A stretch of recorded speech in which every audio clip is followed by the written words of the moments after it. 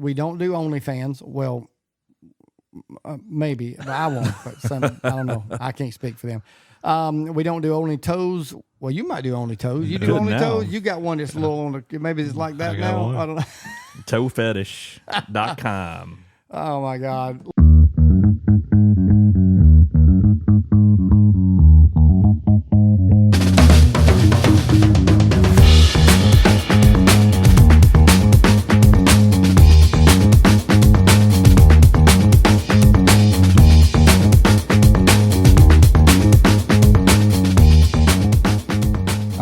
Everybody, welcome back to another podcast with Southern Tulane. This is Randy B. and DJ Seeley, Chris, DJ Seeley, and Buck Chris Owens. Bucko. I don't know why every time you say that, I feel the need to. I need to program in Streets of Bakersville. Yeah, or Tiger by the Tail. That's another good one. That was his biggest one. Tiger by the tail, can't you see? It's plain to see. That too. Yeah. Can it go with that tune there? Yeah. We could probably put the lyrics to that. I'm sure we could. Yes. All right, it's time to kick it off.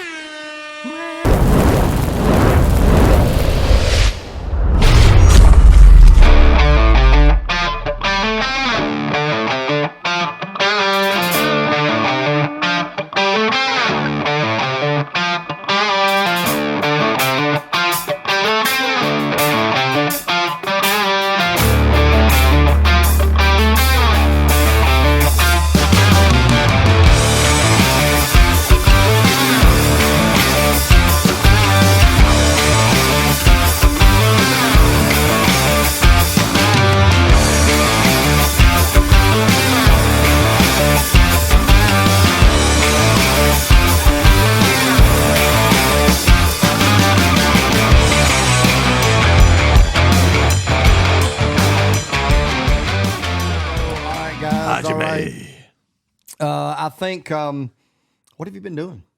I mean, we just got out of the holidays not too long ago, right? Yeah. Long break over the holidays and just got back into the grind. Back to last work. week. Yeah, back to work, back in the gym. Now, did you take a break from the gym? Like, was that something like? Was there a week, solid week you didn't go? Probably not. Yeah, really? Yeah, Christmas week. Well, I broke my toe week before. Love it. We have hot buttons. Yes, we do. So broke my toe. Doctor said I need to take it easy. Did you break your toe doing something cool like kicking a ninja or trying to like bust a block brick? I just fell wrong. At the gym? Mm-hmm. Okay. Getting the beer out of the refrigerator. I went into the explanation a couple podcasts ago.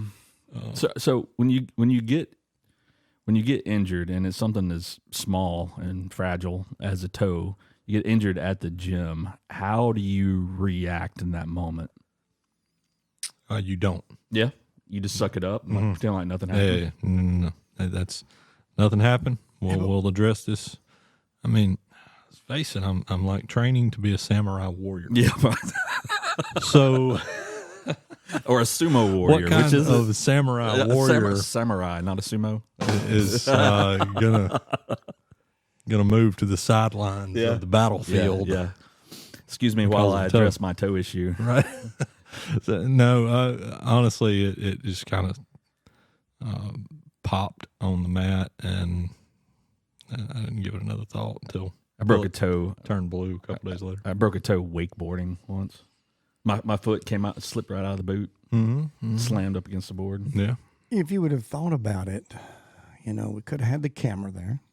We could do that. We need to milk this, all right? So you could have fell down, started crying and screaming and then pointing fingers. He hurt me. I need safe space and all that kind of. We could have done like one of those old wrestling things where they pull out the razor blade and cut themselves and bleed. It is kind of funny at the gym sometimes. You kind of take an assessment of everything that's going on the mat. Some guys over here and guys over there and guys over there, and they're all doing their own thing. And then have a training partner who go, hey, let's cause a scene. You know, and we'll go in for a big takedown or something, man. You know, Grunt and Everybody's scream. like, they what break are fall they doing? hard. Everybody turns around. It's like, ooh. So if you've seen the movie with Adam Sandler and Kevin James and all of them grown-ups, Yeah. when they're doing the basketball game, you know, Kevin James and the other big guy that's on the other team, they're huffing and puffing, and they're like, you want to fake an injury? Yeah, let's fake an injury. Yeah. Oh, my God, they started, you know. So my question is, when you like, what are you working toward? Like, elite warrior status? Will you have to register Ultimate your warrior. body as a lethal weapon? Nice. No, I mean it's just I would much rather be in the gym doing some variation of a martial art than pedaling a bicycle in a fixed location in another gym. Couldn't agree else. more. Yeah. So it's just a fitness thing. I guess I won't go back to the gym and pedal my bicycle. And I got to tell you, I'm proud of you for it. I love that. I when I was a kid, I did karate, Tang Sudo, Subakdo, Murukwan. And it's, you know, a lot of flares, kicking, the discipline of it all, the control, the balance.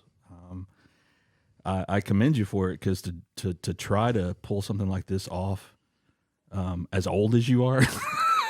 Sorry, I was trying to be serious about it all, but no, for real though. He said all that just to get to the point where he could say, "As old as you are." Yeah, all of that was it's like, was a build up to. Hey, you're an old fart. I'm a master at the setup, but no, seriously, I am proud of you. I think it's cool, and the time you invest in it, yeah, it's commendable. I mean, it's sure. a lot, and you know, something else kind of dawned on me this week that I think is pretty cool about it is it's a hobby that's indoors, climate controlled. Yeah, you don't. So I can go hang out with my gym buddies, and we can you know, roll around on the floor and choke one another, and you know, break each other's arms and kill people and all that kind of stuff. Rain, shine, sleet, snow. You know, You just went from rolling around on the floor with your sweaty buddies to killing people. I don't know where to. well, I mean, it's kind of. And there is an element of extreme danger. I mean, you hurt your toe. I did break a toe. You know what was more dramatic and catastrophic about that wasn't. I mean, it was the fact that you know, can't shift up. Got to invest in that hill shifter now. I did ride the BMW a couple weeks ago with a broke toe. I just put on some steel-toed boots. There you go. Okay. So they, you know, wouldn't press on that toe, and I could still shift. But Creative problem solving. yeah. So, but no, it's just a fitness thing. No, I like it, dude. It's fun. I enjoy it. If I had a dojo near my house, I'd probably sign up. I mean, there's Gracie Baja there in Colton. Yeah.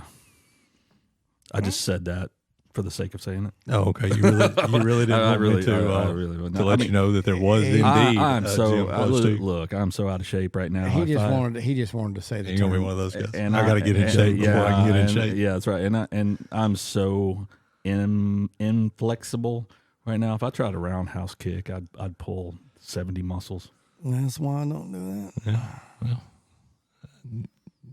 you're not gonna get any more flexible not doing anything. But yeah, it's true. But I mean, there is some appeal in rolling around on the floor with sweaty men, I guess. I don't know.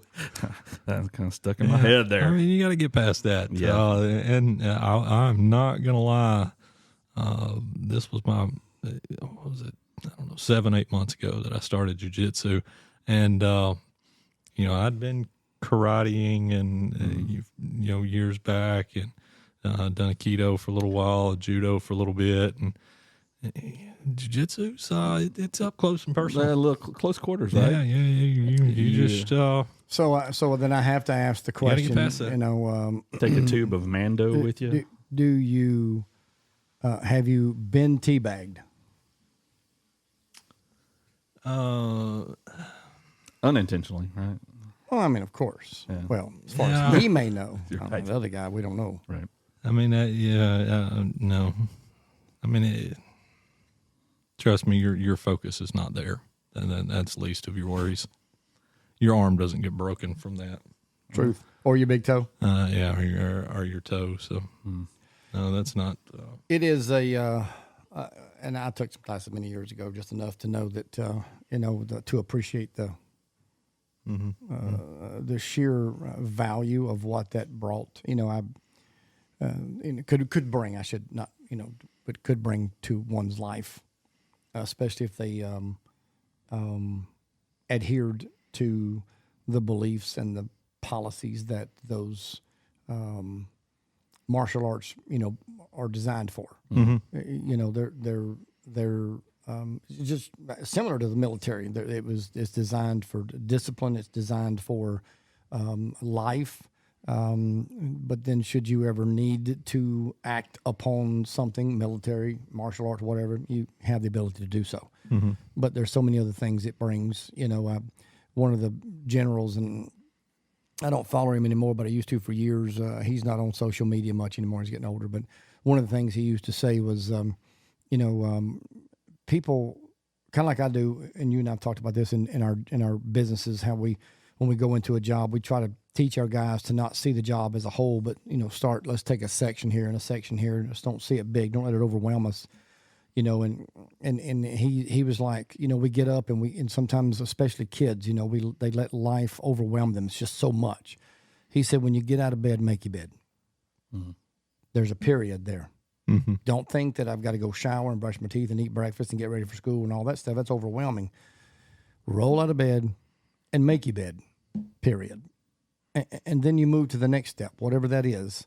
And I used to tell the boys that I would say, just start right here. It's a start and a form of discipline that can go a long way in your life. Mm-hmm. So, yeah, I will say that's probably the biggest struggle. And look, I wanted to do what I'm doing now, whether it's getting into the gym to do lifting, or one of the martial arts or whatever. It's something that's been on my mind for a while. It wasn't just a happenstance. Hey, I think I'm gonna stop by here and throw a gi on today. And I was riding down the road with a buddy of mine, and we were talking about he went to the gym all the time, and he was like, the hardest part is pulling in the parking lot. Yeah. And there's that kind of hit home with me. I was like, that's that's it. The actual doing of the work, the sweat, the rolls, the lifts,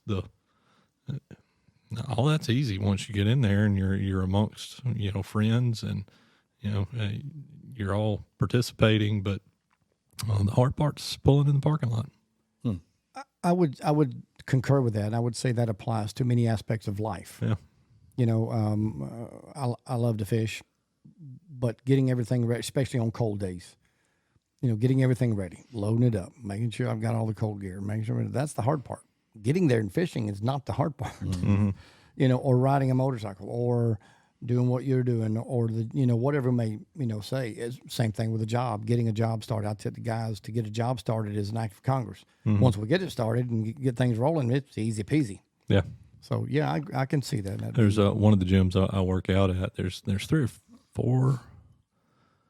four guys that all work at the same company, and one of the guys is higher up in the company. And once I picked up on that they all work together, I asked one of them, I was like, so is that just like a rite of passage? Like you work out here, you go to work here? And he was like, no, but I found that if somebody will show up here, 2 days a week, 3 days a week, whatever it is, and put in the time to get to these ranks and go through this testing process and, put their body through this, that it says a lot about their work ethic, which will carry into their careers. Mm-hmm. Wow. So I found it was a great place to recruit. And I was like, yeah, makes good sense, I guess. Yeah, it does. It does. Yeah. All right, guys. So we talked on the last episode, we were expecting Snowmageddon, and it is still cold in Birmingham, Alabama. It's been about 3 weeks. Yeah. So we did a lot of talking about me. Let's talk about you. I don't have much. Fish much? Yeah. I like Too fish. cold. No, it's not too cold to fish. Not too cold. So I remember early in my life when I was fishing like really regular, and that's really all I had going. I hunted and I fished, and I got to where I fished so much that I quit hunting, sold all my gear, and fished. Not full time because I didn't make any major money out of it, but you'd have thought I was full time. For those of you that don't know Randy, here's a little insight into Randy Bourne. He is all the way in, or he is all the hell the way out. Cha-ching. So when he says, I quit hunting and I picked up fishing and I sold all my stuff, like when he decides I'm out, I'm out. there's a fire sale. Yeah, He doesn't want to look at it anymore. He doesn't want anything that resembles that. It shall be banished from his life forever. Well, I mean, that's one of those things that I learned years ago as well. You know, either do it and do it right or don't do it at all. Yeah. Whereas I might decide tomorrow that I'm not riding motorcycles anymore, but I'm fine with them just sitting there in the basement. Like the day Randy decides he's done riding, they're gone. Tail sounds going up in the yard. I mean, but the thing about it is, it's something will replace it, right? If you know what replaced hunting, that part of my life was fishing. You know, so I would buy more fishing gear if I went back. Sure. Anyway, but I remember keeping a sledgehammer in the back of the truck in the wintertime because we would get to the launch and it would be the launch would be frozen, so we would have to take it and bust the water so we could back down. Now, obviously, the water out in there didn't freeze, but around the edges it would freeze. Sure. And we would have to fish with our rod tips in the water to keep the eyelets from freezing over. And then we would have to dip the rods in the water, the reels, because ice would build up on the. That's some extreme situations, but man, I've caught some of my best fish in my life fishing at 30-degree weather. Stripe. Getting hot over there? Getting a little warm. Here, let me see if I can find some tunes to go with that. Ooh, that's like an Old Spice commercial. But you know, it's fishing, golfing, riding motorcycles. A little hackerati. Oh, that is right. That all went with that. Remember that song years ago? What song was that? Oh, God, I looked it up just the other day. This came up. Slaps on his hackerati aftershave. Oh yeah, that was. Puts on his custom boots. Something. What is it? High karate aftershave. I'll think of it before we get there. We'll come back. It'll be one of those squirrel. Yeah. All right. So, hey, one of the things that I wanted to mention while we're thinking about high karate aftershave is, and when we decided to go this route, we knew there would be moments like this. Squirrel moments? Moments where we would talk about something that just wouldn't be everybody's cup of tea. Oh. It's Barney Jekyll and a Bubba Hyde. Diamond Rio. Diamond Rio was the group. There we go. And by the way, they were phenomenal. Yeah, they were. They were phenomenal. Man, great harmonies.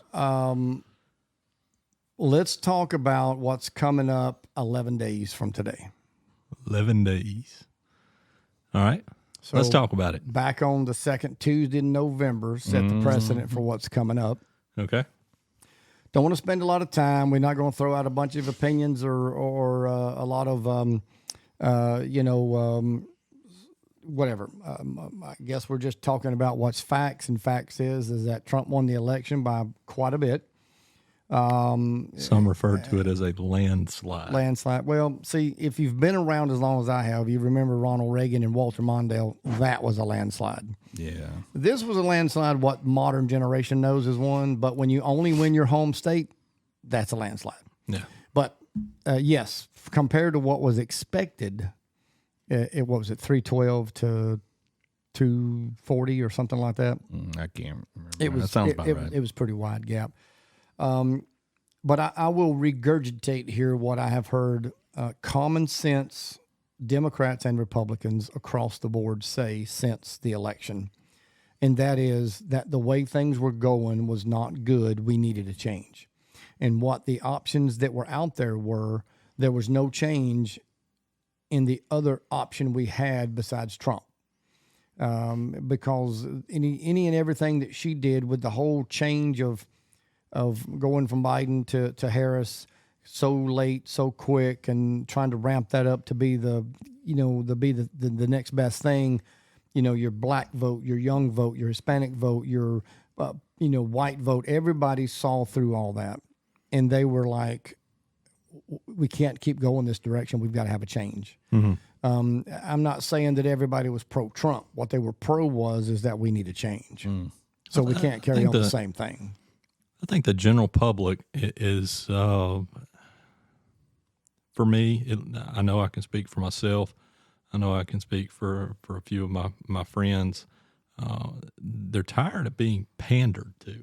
Yeah, I agree. Like that may have worked, some number of years ago, and then you start picking up on it, and then it's, you're just trying to sell me. Mm-hmm. And people are tired of being sold. Right.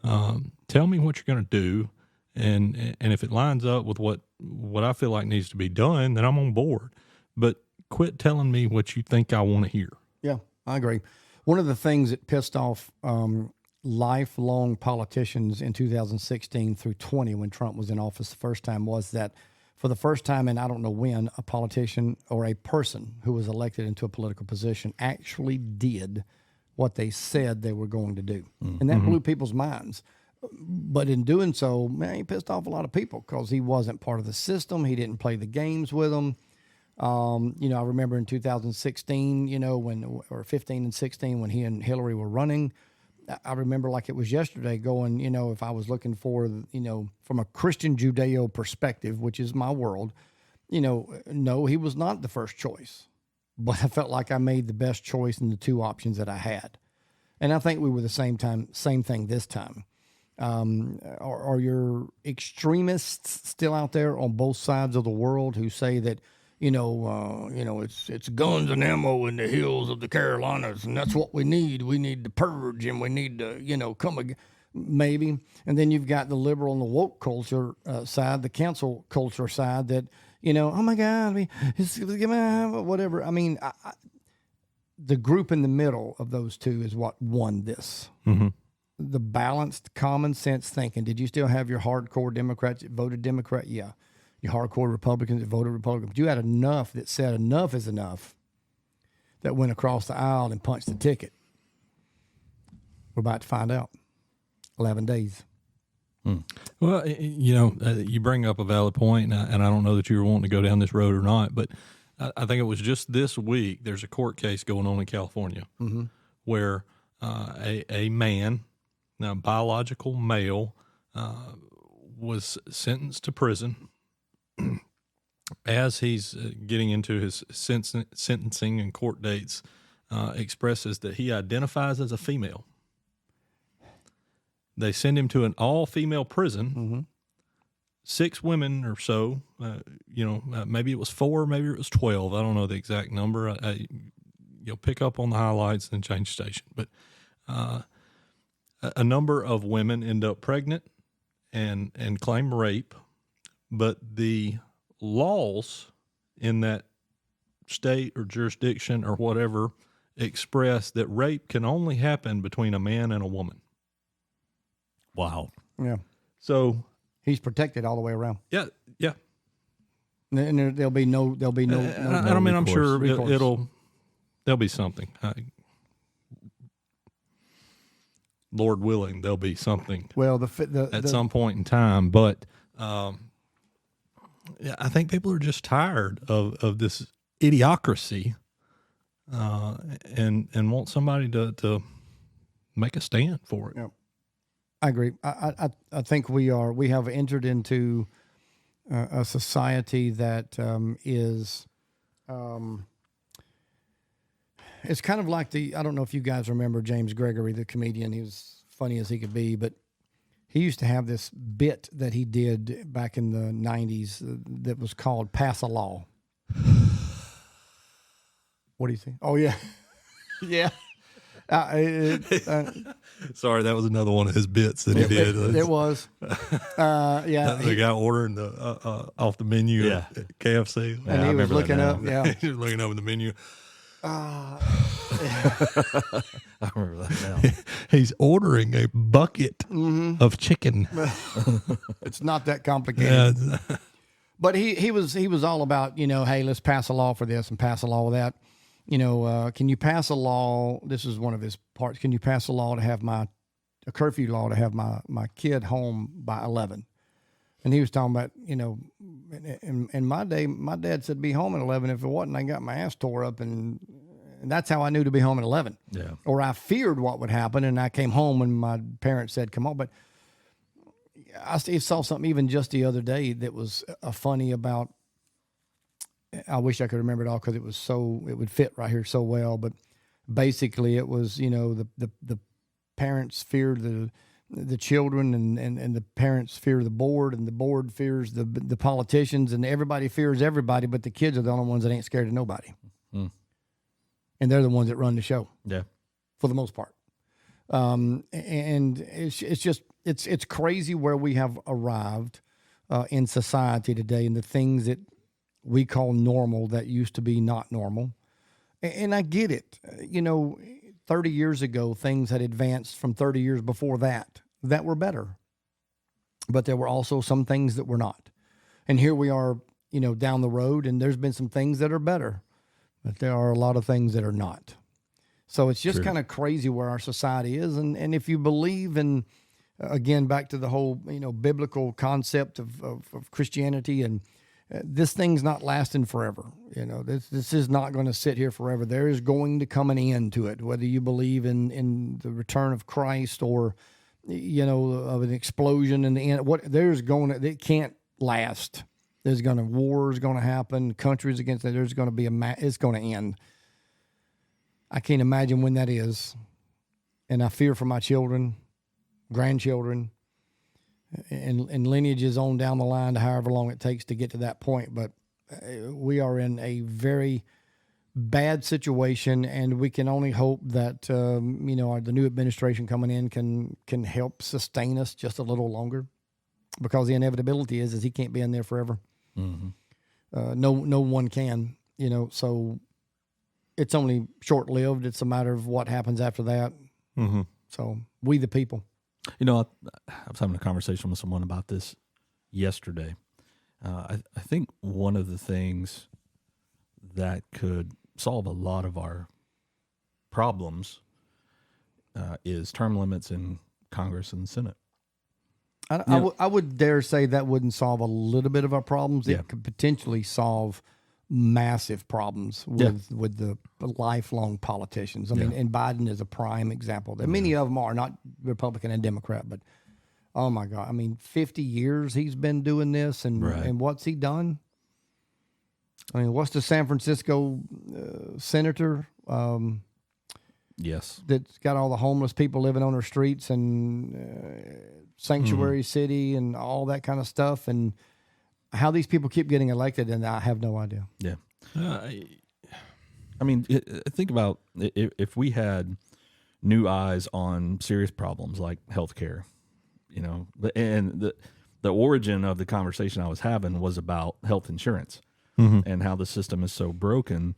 And if we had new eyes and new brains working to solve some of these problems for the common folk, instead of the same old getting reelected for the eighth term in the Senate, could that help solve some of our systematic issues? Perhaps, maybe. I would say yes, and you got the likes of Robert Kennedy, and there's Gabby. There's a laundry list of folks that have come on board that, either were Democrats or were in the middle or were just silent, and now you've got. By the massive groves, these people are coming out. Now you have Republicans and Democrats in some form that are trying to figure out a way together. I mean, Robert is going to be put in charge of our health in the country, and he seems to be a pretty healthy, kind of a nut freak, whatever you want to call him, and probably knows what he's talking about. So that should be interesting. Elon Musk is going to be part of our finances and the way our economy government is. Efficiency. I mean, that's the way he ran it in the 4 years he was there before. Yeah, right. And I think he realizes that there's no opportunity for another election. This is it. He doesn't have to fear a real. I'm hoping that he really throws caution to the wind. Goes all out. And performs And I think it will, to the best of what America can be and do. And try to set us up for continued success. That's correct. I mean, I think that's why he's talking about this Greenland thing, right? He's talking about Canada, which could those things happen? I don't know, but at least he's looking at, Greenland, at least he's saying, is part of our national security, which I can see that. There's also, the mineral wealth of that giant island, the mineral wealth of Canada. And I think he's thinking long term, way past his lifetime. Well, I agree with that, and I think he's also looking at, back when he got elected before, he was talking about, back in the day when Bill Clinton, I think it was Bill Clinton, that, forgave Mexico of like trillions of dollars debt if they owed us, rather than going over there, basically just repossession, take, we'll just take the land. The problem is that, that takes us kind of to old school, and that would have created all kind of, but he has a valid point in the general sense of it. If you're not going to contribute, then we're not going to protect you. All these countries that we protect, like the UN, all that, millions and billions of dollars going to them. And look, I don't know very many. I know, Canada's definitely is at the zipper. And there's a lot of, Canadians that come over here and act and make millions and sing and do whatever. And they're not necessarily a communist country by any stretch.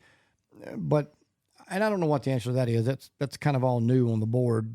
I don't know if that would benefit us or benefit them or hurt us both. But who knows? I think from a business... It's just a hot topic. I think from a business perspective, and you got to remember, he's thinking business. I think from a business perspective, if you want to grow your business, and expand, sometimes you have to buy, sometimes even the competition, to grow that. AT&T for decades tried to have their own cable. It was their fiber, whatever they called it. It sucked for decades, and so finally they just decided to, buy DirecTV. Yeah, right. Now that went a couple different ways and took several years to happen, but in the end, that's what they did, and that's how they got their. Because they couldn't come up with anything good, so they just bought the competition. And that's what corporate America does. If I can't beat you, I'll buy you. Mm-hmm. So, and I don't want to pretend that I know the mind of Donald Trump, and I can anticipate just based on previous experience, track record. Track record. But I'm not by any means a political expert. Can't predict the future. That kind of things, but I do agree. I think I think inflation's gonna slow. I think a lot of good things are gonna happen, but again, just my opinion. Well, it's going to have to be some of the right things that's going to cause America to flourish again.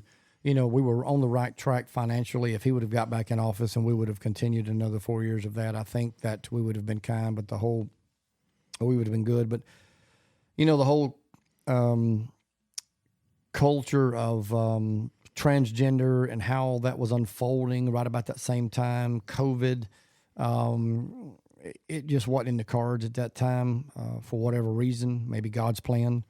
But here we are 4 years later, he's back in. So, we'll see. He's got an opportunity. I'll say that. And whatever he does with that opportunity and the rest of the Republicans, because he can't do it alone.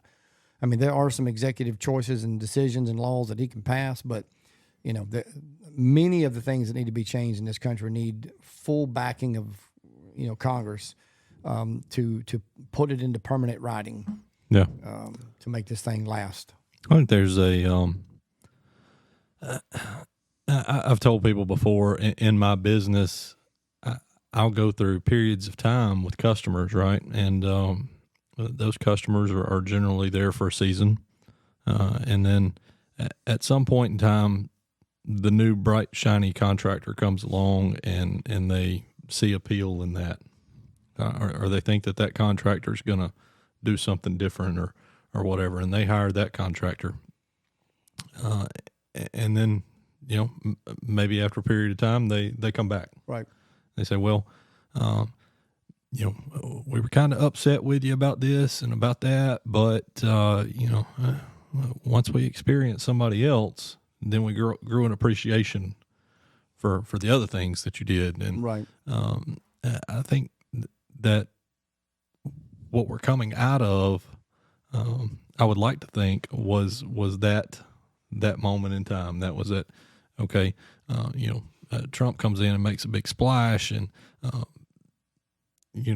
everybody thinks that things are going to be better if we have, somebody in there that maybe is a little more left wing and a little more passive and a little more liberal, and we can move that ideology that way, and then they get it that way, and you go, well, that didn't really work out the way we thought it would. Yeah. Yeah. And not to get on a completely different subject, but I think there's a lot of things that go that way. Like you don't really realize what the repercussions are going to be until you live in it. Right. Like them, the NIL deal.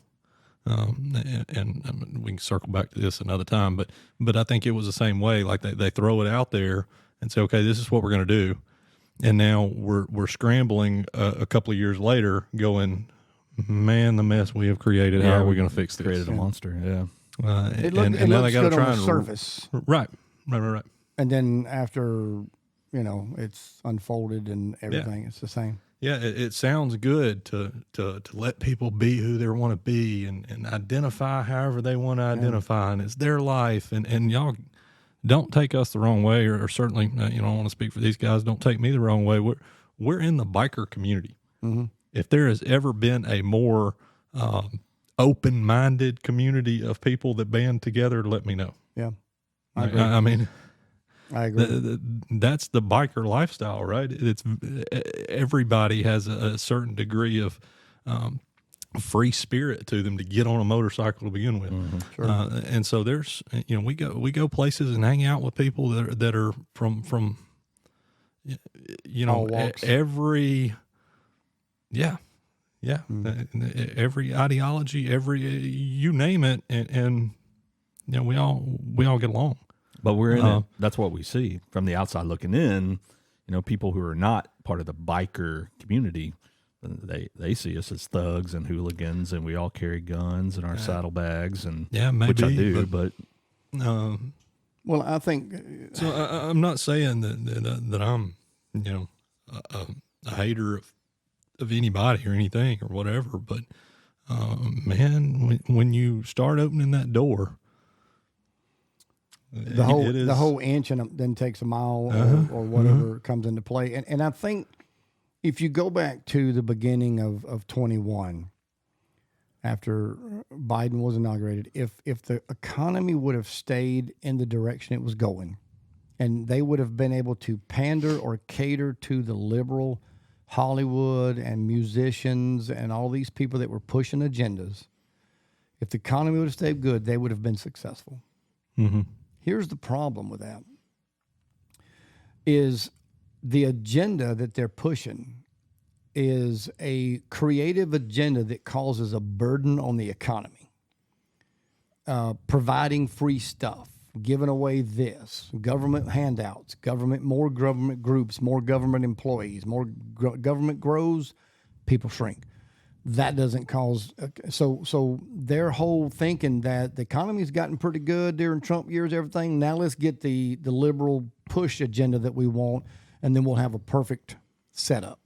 Mm-hmm. Well, it didn't work. Like you said. Then a lot of those people that were pushing for that were going are now going. Inflation went through the roof. Yeah, I'm getting more on my check, but it's not going as far as it was. That's right. And now I'm worse off than I was before. And your everyday person sees that. Mm-hmm. Your Taylor Swifts and your Beyoncés and your Richard Gere's and your Meathead. Rob, what's his last name? Lowe? No, Meathead from All in the Family. Oh, that guy. Rob. Blah, blah, blah. Anyway, Reiner. These guys are all out there spouting all this stuff off, but they got bank accounts full of money. Yeah, they may get hit a little hard, but they're still going to have their Rolls Royce, and they're still going to have their Beverly Hills.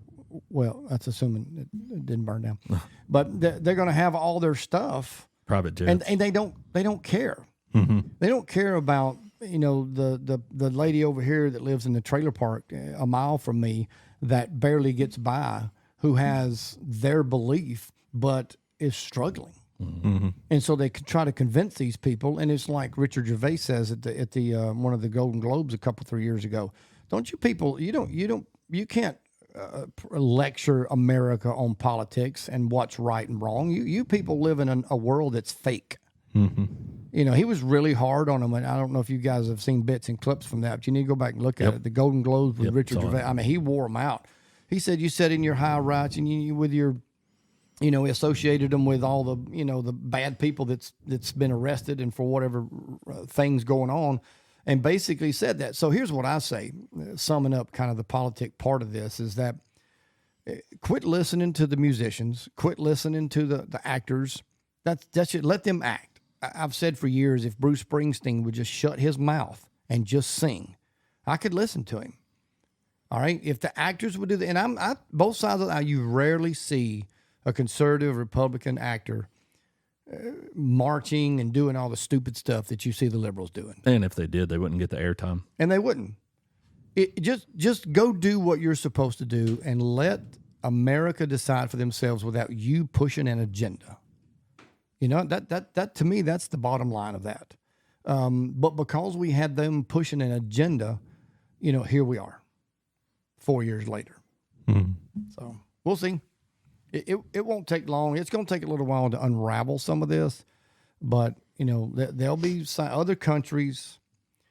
Politicians are already crossing the aisle. There's I can't remember his name right now, but I read just a couple hours ago about one of the Democrat senators that are pretty well known that's going to Mar-a-Lago this weekend to have him sit down with him. He's a Democrat, but they realize that if they're going to stay in office, they're going to have to come across this aisle. We're going to have to do this together, or they're not going to have a career long anyway. Because there's midterm elections. All right, all these congressmen and senators and House of Representatives, all these that are Democrats that are going to be up for election come midterm. If things are going as expected, they're going to have some changes, or they'll be out the door. Back to my point about term limits. Yeah, that's something he said he's going to. I don't know how I feel about term limits. It sounds good, but I also do believe that it takes a period of time for somebody to get into one of those offices and learn how to play ball. I get that. So if you cut them off at 4 years or 6 years, or I don't know how many years it would be, but you're going to bring somebody else in that doesn't know how to play ball yet, and you're going to be in these stalemates where nothing's going to happen because somebody hasn't figured out how to grease the squeaky wheel. Right. Well, it'd be like an attorney or a client, losing an attorney after, being into the trial for a long period of time, and they have to take a recess while the other new attorney learns everything. Yeah. And I get all that, but could that also be the negative side of that? Could it be that, having somebody in there with fresh eyes that don't see it in a political or politician's way, I would be a help? Yeah. Common guy. What would you do if you and I had conversations at the presidential level? I think there is a level of that where a fresh set of eyes can come in and say, nope, this is the way I want it, and this is the way it's going to happen. Yep. And I'm not giving in to you guys. And if you're not going to do it, I'm going to do it. Yep.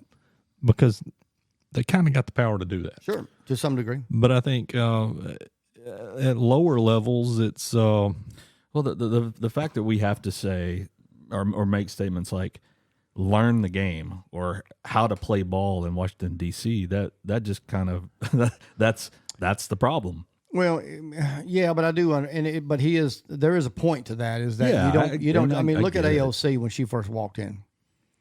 I mean, everybody on our side of the aisle, so to speak, everybody that hated. I mean, what was this? This is she was a waitress a few years earlier, and now she's.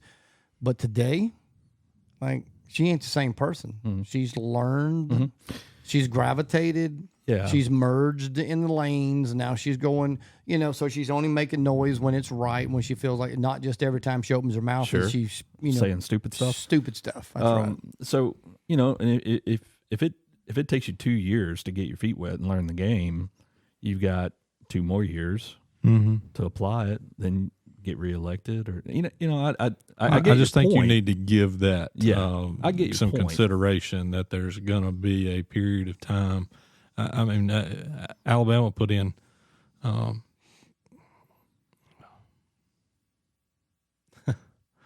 what's Auburn's coach that's now one of our Tommy Tuberville. Tommy Tuberville. Tuberville, yeah. A football coach into politics, and everybody thought that was going to be a disaster or at least everybody in my circle wasn't really real keen on that idea. But I think it took him a little while to get in and figure out, okay, who do I need to be eating lunch with? Who can make things happen, and who's going to play on my team, and whose team do I need to play on? And I feel like now he's got a voice. Yeah. Somewhat effective. Yeah. Your point's fair. So I think you got to give that some consideration. And when you say, what's the term going to be? Because I think the first term or two, they're just pissing in the wind. Well, in Congress and senators and the House, they only get Congress. They only get 4 year, but somehow it's cycled every 2 for some, and the whole but I feel like that. I feel like there is a medium there somewhere that can be met. Whether it's a grading system, or whether it's just flat rate terms. I mean, I would think that as in a president, there was a reason why they instilled term limits for a president. It's not your house. It's not your permanent address. We're not hanging pictures on the wall, so to speak. So 2 terms, 8 years seems to be pretty good, but not more than 10. Which means he can't be reelected for 3 consecutive terms.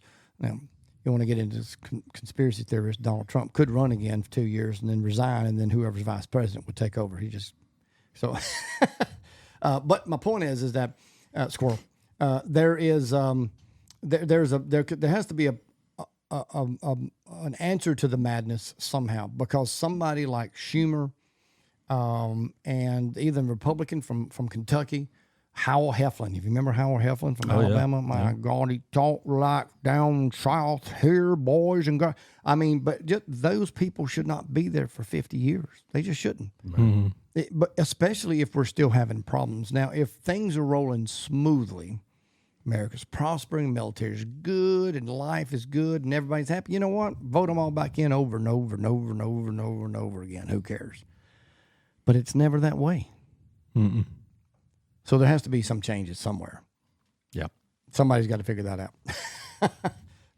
What's going to be recommended if Trump follows through with it, which that's been one of his, it wasn't one of his campaigning points, but it was one of his post-election points, was that he was going to push for some term limits.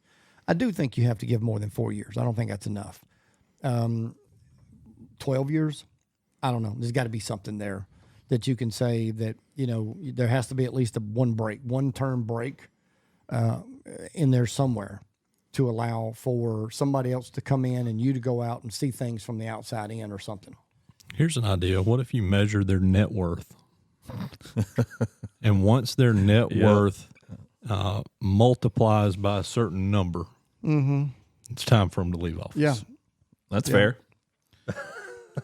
Because at some point they're being bought. Yeah, at making $175,000 a year, you don't become a multimillionaire. And that is my point exactly. And we should be, these guys coming up, they're running their own business, or they're business people. They're in the private sector.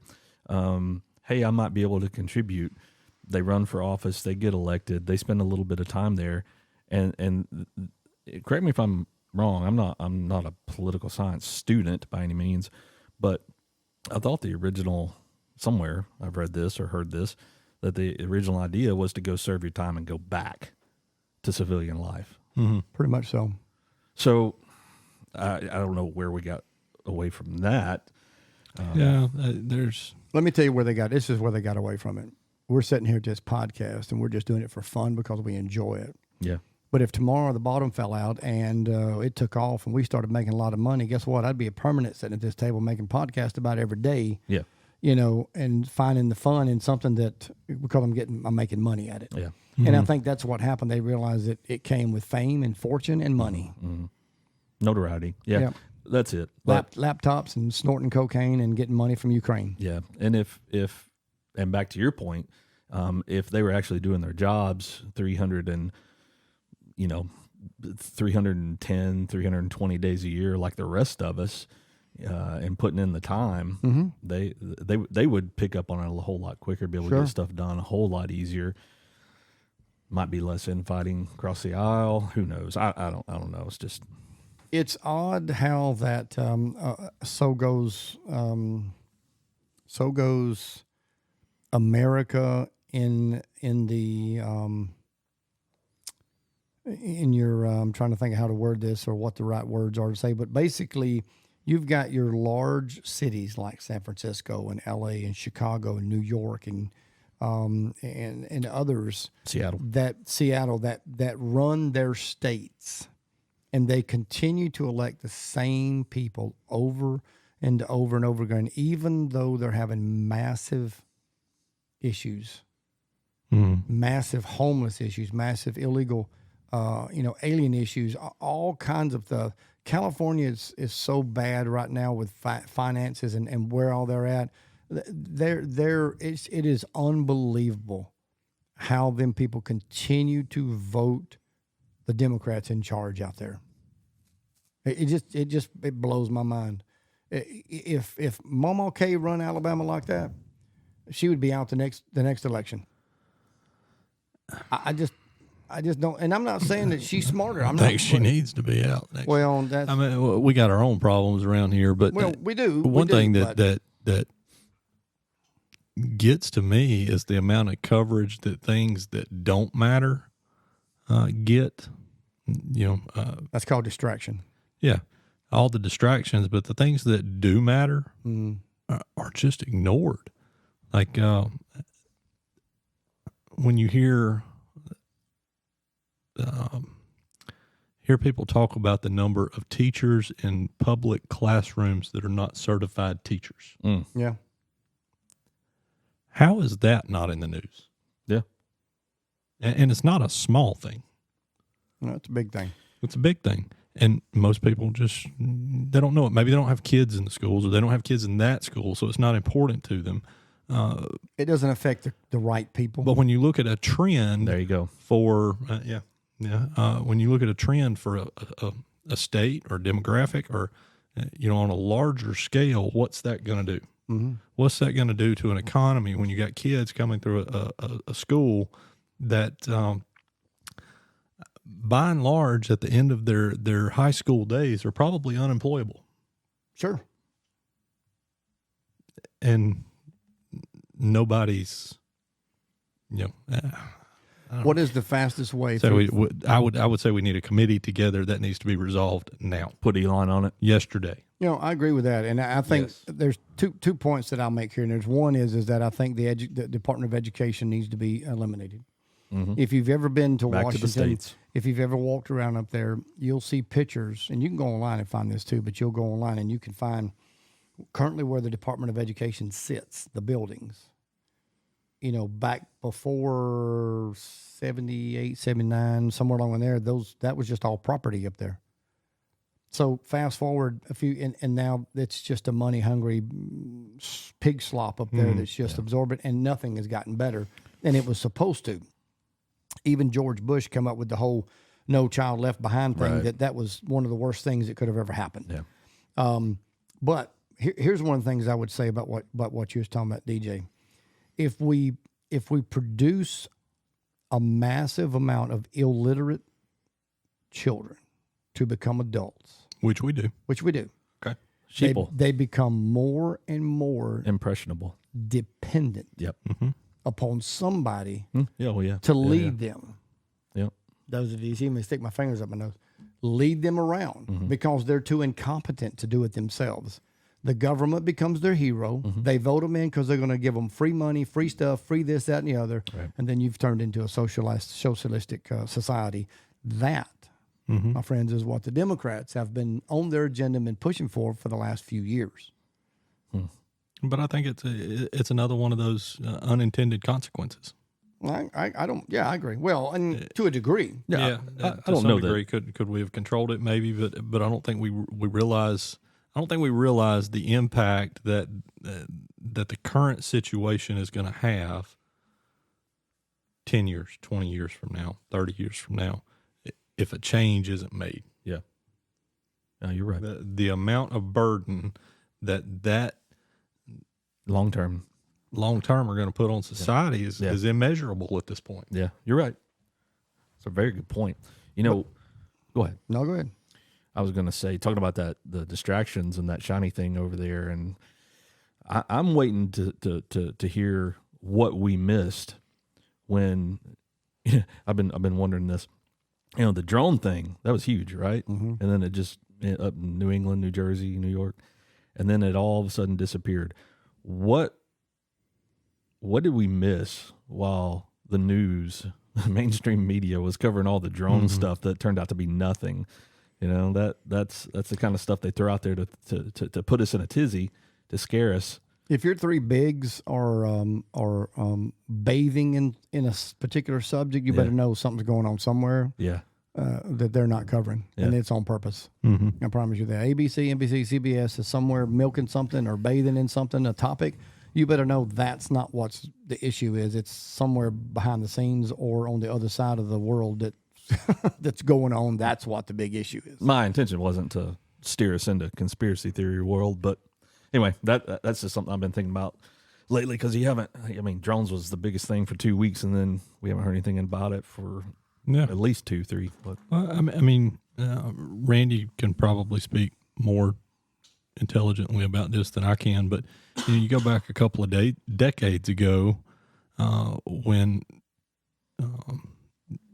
the feds got into education and said, okay, now we're going to federally back all these student loans and allow people to go to school. People need opportunity. It needs to be available to everyone, and we're going to federally back these loans, and they're going to be low interest, and we're going to defer payments. And then you get all these people. Now all these people can go to college that didn't have the opportunity to go to college. And it all sounds wonderful. Yeah.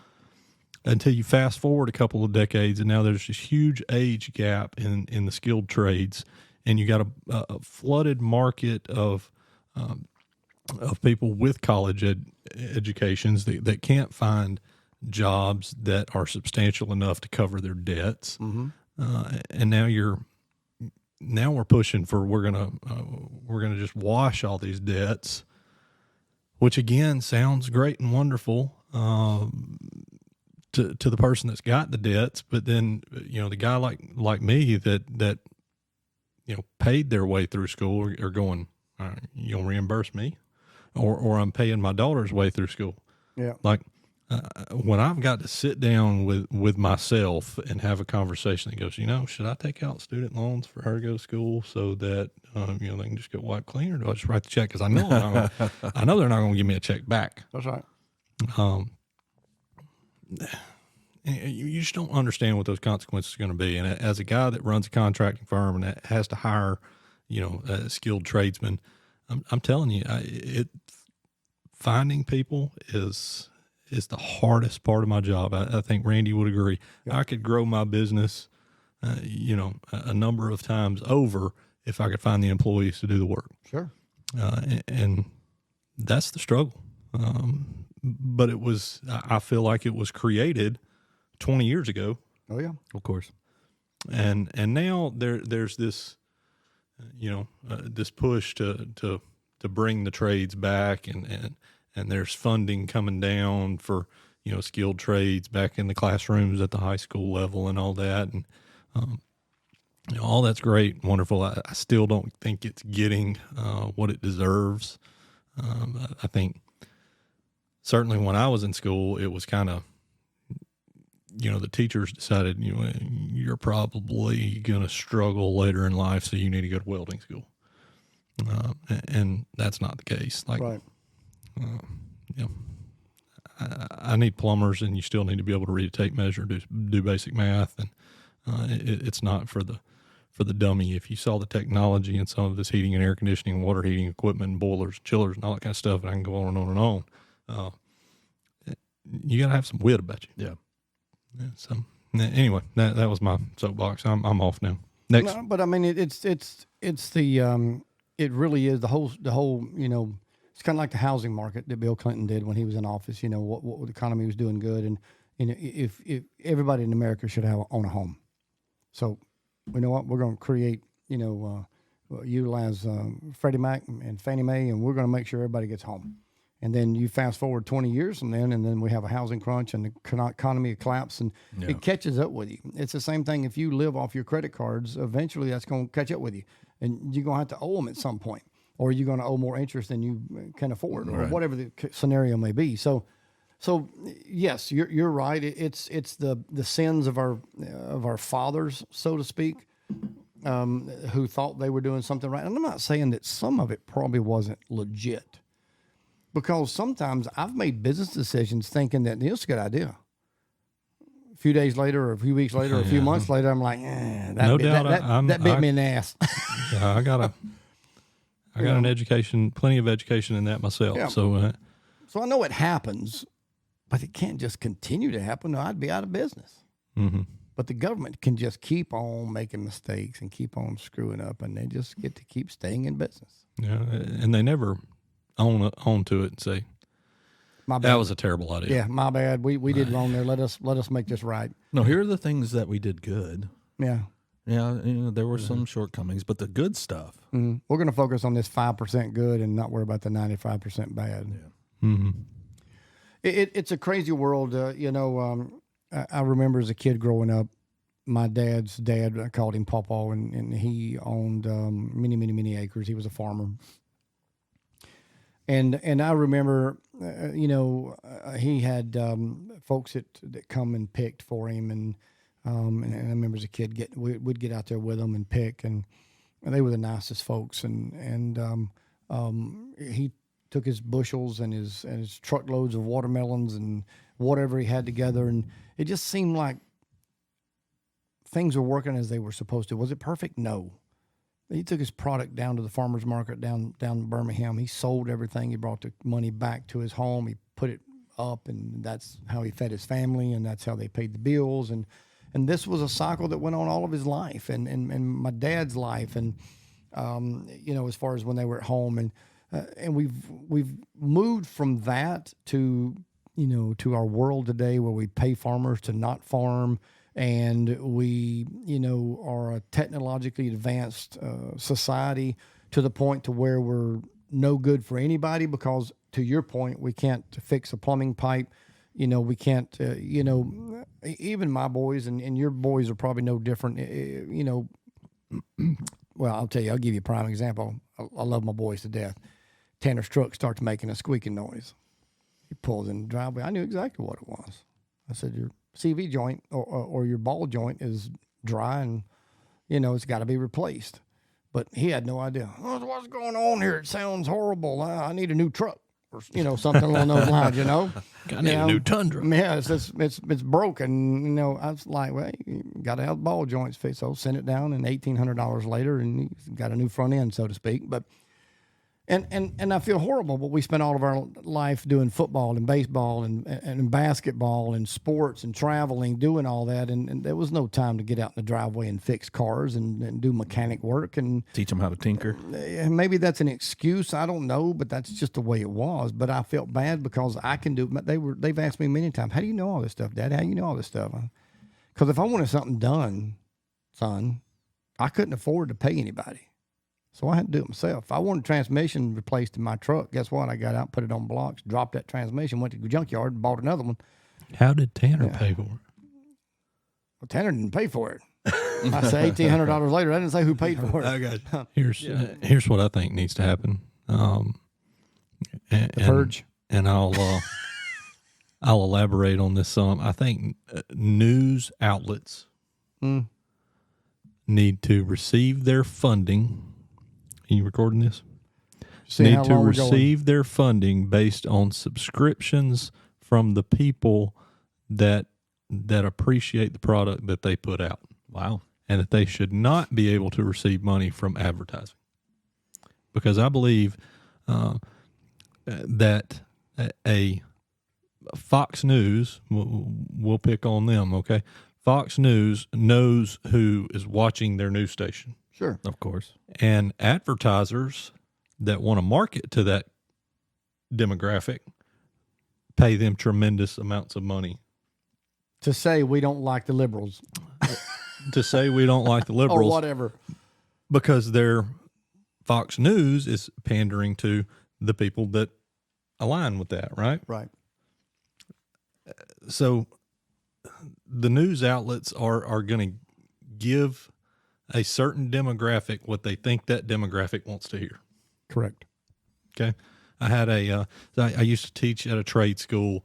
It was a lot of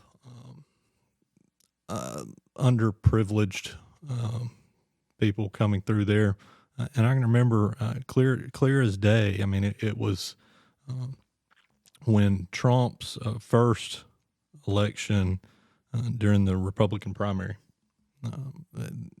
It was the news then, right? There was this young black kid. I could tell you his name, but that's not really relevant. But young kid, and came to me before class. We were just having conversation and talking about the primary election that was that day, and he was like, "Man, I don't know anything. Like I don't know where you get this information from. I don't know who to choose." And when I got to thinking about, man, how do I answer this kid? Mm. And I simply said, dude, my best advice is take in as much information as you can get from as many different outlets as you can get, and then draw your own conclusion. Mm-hmm. Because if you just turn on the radio to this talk show, then you're going to be led down that road. They're going to lead you. They're going to sell you. They're going to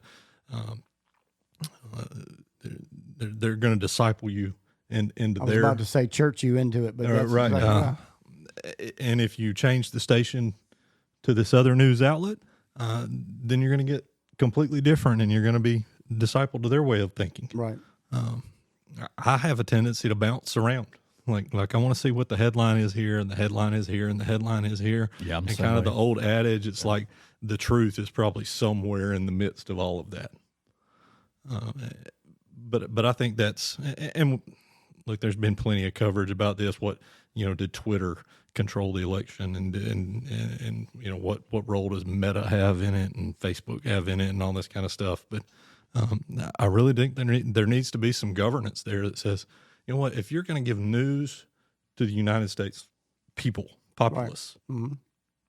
then you don't need influence from advertisers or lobbyists or that are pandering to this audience. Back to term limits. But what I was going to say, Back to term limits. that falls in for even your politicians. Because, Absolutely. I mean, that they're going to do certain things to get certain votes, and look, it happens in churches, it happens in businesses, it happens everywhere. When you've got people and you give them a say, they get an opportunity to voice their opinion. Mm-hmm. It agrees with some and it don't agree with others. But I do concur that where we have arrived in American society, American political society, is that social media and news outlets push and drive agendas for their cause, no matter what. Of course. Yeah, absolutely. I mean, it's and look, and it would be evident if I had, one of my biker friends that maybe had a different ideology that I've got, and we both opened up our phones and let's compare my algorithm to your algorithm, right? Sure. I'm going to get a whole lot of what I believe, Right. and right, a lot of things I want to see or that I agree with, because if they start putting stuff that I don't agree with on there, well, then I'm going to delete the app. Yep. And he's going to get all the opposite or whatever it may be. Right. Randy's going to get a whole lot of Bud Light ads. Yeah. I remember in 1991 when the Kuwait invasion happened and the war started over there. I remember one of the biggest things that was that made news. Now, 91 has not been that long ago, but it's been long enough that it was long before all the social media and smartphones and all that kind of stuff.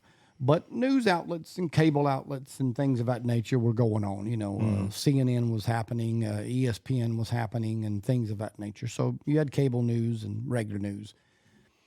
But I remember how the news anchors or news journalists were embedded in places in the war. And as the war began to happen and things started, they were coming out and reporting, this, young girl and her mom was killed and bombed, and this family was killed and bombed. And then it started making war look ugly. And all the common sense people was going, that's because war is ugly. All the women and children and men and young and old alike that were on the ships that when Pearl Harbor was bombed, they died. I mean, that's the ugliness of war.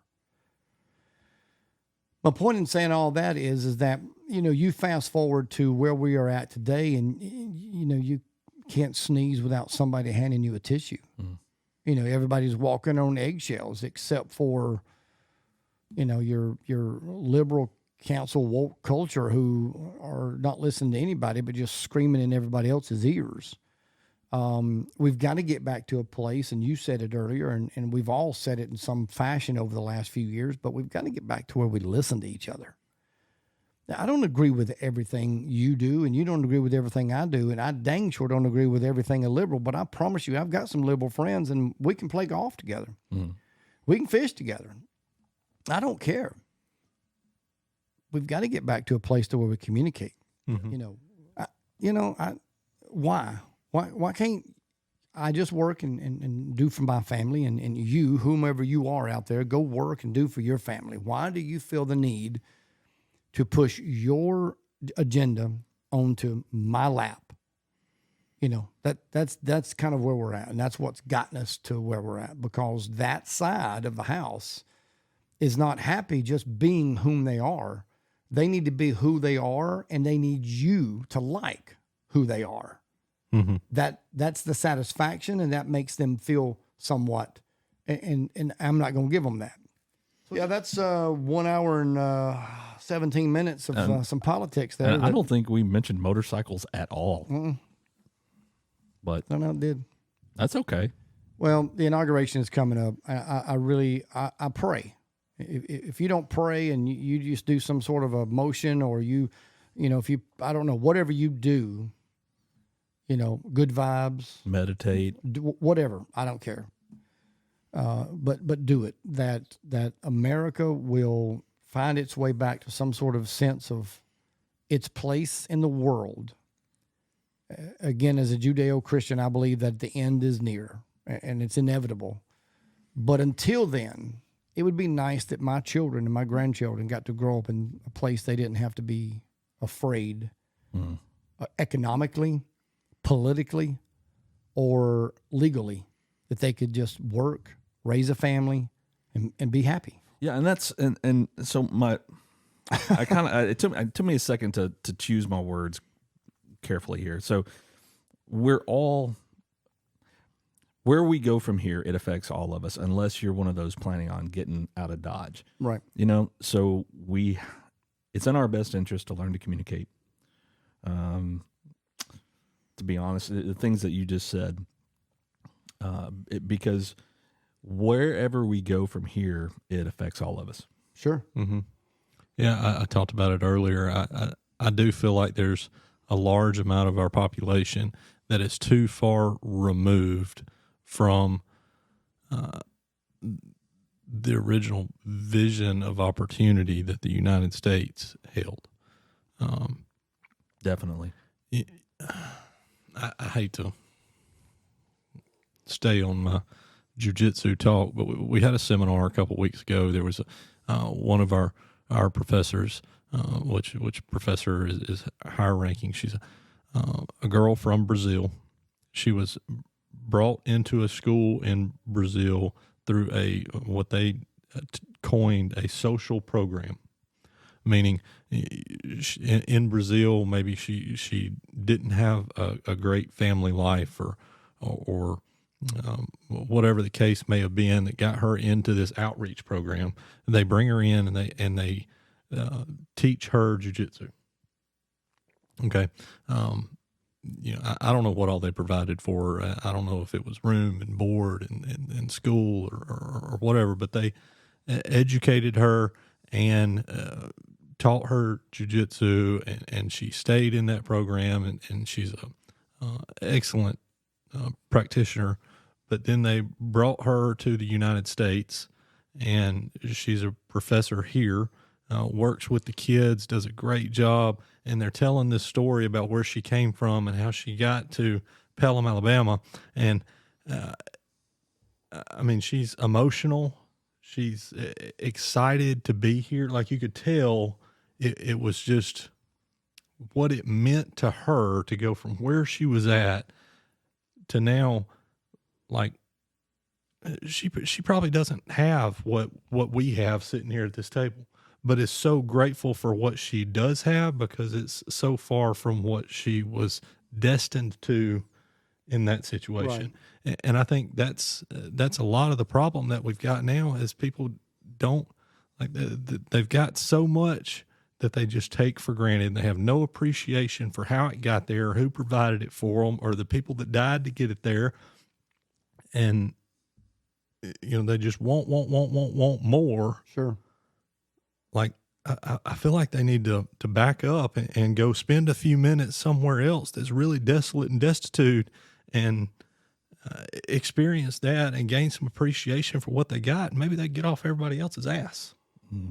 It's taking it for granted.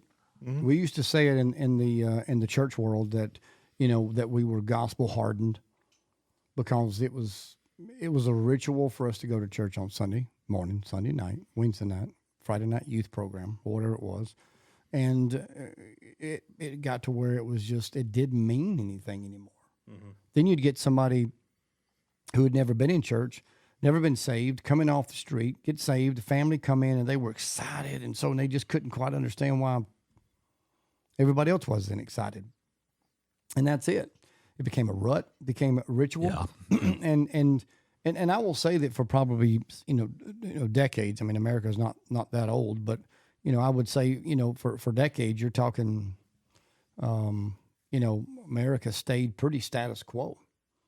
I mean, we made more progress from, and I used to know this specific dates, but from like 1950 to 1980 than we had in the previous 150 years. And then probably in the last 30 years, we've made more progress than we have in the previous 240 or whatever. We're 24 and 40. We're 249 years old, so we'll be 250 years old next year. Mm-hmm. So I mean, progress is there, but what comes with that? Well, there's a price to pay for that. Electricity is fantastic. Motorcycles with engines in them, they've been around for 120, 130 years, and boats with motors and all the technology and the phones and all this equipment we've got around. It's all great, but it all comes with a price. Mm. And what have we given up in our world, in our society, to be who we are today? All that. In the meantime, be nice to somebody. Be kind. Do what's right. Be nice. Be kind. Yeah. Just find somebody. Yep. Smile at them. Ask them how they mama doing. That's right. And how's your mama and them? And I will tell you this, and we'll end on this, right? But I'm going to tell you right now, if you really want to find happiness, the kind of happiness that will really just change your world, buy a motorcycle. And let that wind blow through your hair when you're riding down. I promise you, it's therapy. Yeah. Probably next time we're going to do a little talking about Mama Tried Rally. We've got that coming up. Some of us are going to be going up there. Some of us are going to be going to Daytona for Bike Week, which is the first rally of the riding season. Mm-hmm. Hey, when Christmas and New Year's is over, I start looking for warmer weather. You guys got any last things? Nah, somebody give us some comments or something. Yeah. send us an email. Absolutely. Hey, post down below yeah. or tag somebody or How about give us a show idea? Some content idea. absolutely. We don't do OnlyFans. Well, maybe, but I won't. But I don't know. I can't speak for them. We don't do Only Toes. Well, you might do Only Toes. You do Good Only now. Toes. You got one that's a little on the. Maybe it's like that I got now. one. I don't know. Toefetish.com. Oh my God! Look, we just Put doing that this for mangled fun. Have fun sucker with up us. Have fun with us. All right, guys. God bless. Enjoy it, fellas. Another good one. Take care. Until next time. God bless.